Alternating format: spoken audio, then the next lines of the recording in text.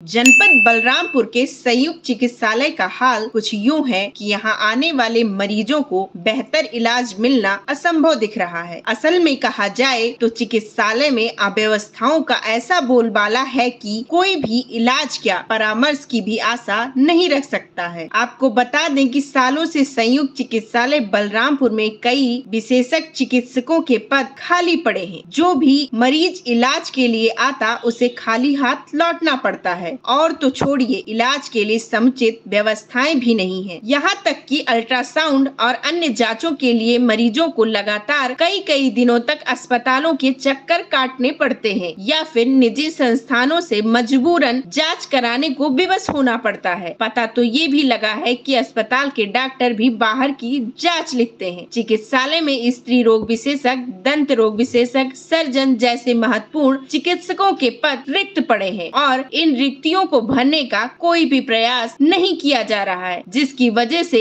मरीजों को इलाज के लिए दर दर भटकना भी पड़ रहा है। जब इस संदर्भ में संयुक्त जिला चिकित्सालय सीएमएस से बात की गई तो उन्होंने बताया, और पिछड़ा होने के नाते स्वास्थ्य विभाग में किन पदों पे डॉक्टरों की आवश्यकता है या किन लोगों ने इस्तीफा दे दिया, क्या है? हमारे यहाँ डॉक्टरों की संख्या में काफ़ी कमी है। इसके लिए हमने उच्च अधिकारियों से पत्राचार के माध्यम से बात की है। सर्जन हमारे यहाँ नहीं है, एनेस्थेटिस्ट नहीं है, 3 जगह हैं, तीनों खाली हैं। सर्जन 1 जगह खाली है। यूनो 9 के सापेक्ष हमारे पास 2 काम कर रहे हैं और डेंटल सर्जन नहीं है। स्त्री रोग विशेषज्ञ 3 के सापेक्ष हमारा कोई कार्यरत नहीं, तीनों पद खाली चल रहे हैं। इसके लिए हमने उच्च अधिकारियों से पत्राचार माध्यम में बात किया है।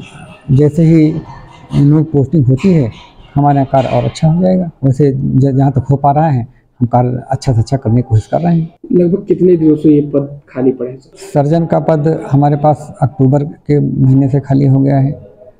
स्त्री रोग विशेषज्ञ पद दिसंबर से खाली हो गया है और एनेस्थेटिस्ट हमारे यहाँ था ही नहीं। अभी हमारे जब से हमने चार्ज लिया है एनेस्थेटिस्ट हमारे सामने नहीं था।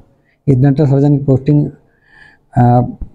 जहाँ तक मुझे जानकारी पिछले 1.5 साल से तो नहीं है और स्त्री रोग विशेषज्ञ वही दिसंबर से खाली हो गया है और ईनो के पद कभी भरे नहीं रहे हैं।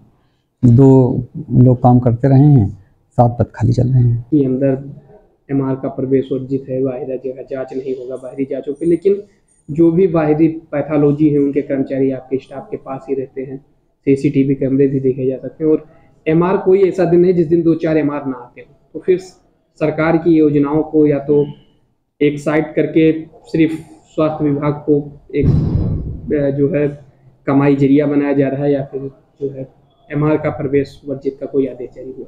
एमआर की वर्जित और पैथोलॉजी के लिए ना हो, इसके लिए मौखिक रूप से लिखित रूप से भी कई बार दिया जा चुका है और ऐसा कोई अगर व्यक्ति संज्ञान में आता है तो उस पर कड़ी से कड़ी कार्रवाई की जाएगी। हम समय समय पर चिकित्सकों को लिखित मौखिक रूप से बताते रहे हैं कि अस्पताल से जांच कराई जाए, अस्पताल से दवा दी जाए और सब तरह की दवाएं एवं जांचें उपलब्ध हैं हमारे पास। सर, अल्ट्रासाउंड के लिए लोगों को तारीख पे तारीख दिया जाता है। 2-2, 3-3 बार गौरा और हरैया से महिलाएं आती हैं, लेकिन उनका अल्ट्रासाउंड 3-3 दिन आने के बावजूद भी नहीं होता। हमारे यहाँ एक अल्ट्रासाउंडोलॉजिस्ट हैं जिनकी मेडिकल ड्यूटी काफ़ी रहती है, कोर्ट ड्यूटी रहती है और अन्य प्रशासनिक कार्य भी उनको दिए गए हैं। इस कारण से और लोड काफ़ी ज़्यादा है। एक अल्ट्रासाउंडिस्ट एक दिन में कुछ ही केस कर सकता है, निश्चित केस हैं, इसलिए डेट देना पड़ रहा है। लेकिन फिर भी हम हर संभव अच्छा से अच्छा कार्य करने की कोशिश कर रहे हैं।